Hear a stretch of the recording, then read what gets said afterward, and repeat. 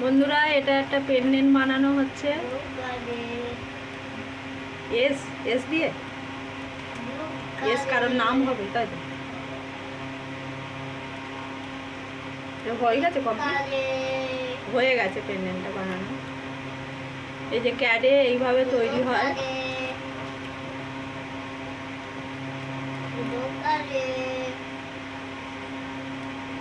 ঘুরিয়ে ফিরিয়ে দেখছে যে সব জায়গায় ঠিকঠাক আছে কিনা, তাই না?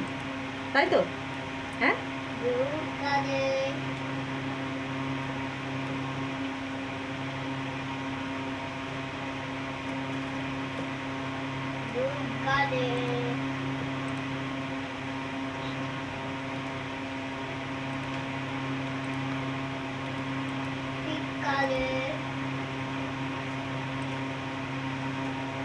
পেন্ডেন্ট মানে ছোট লকেট টাইপের, তাই না?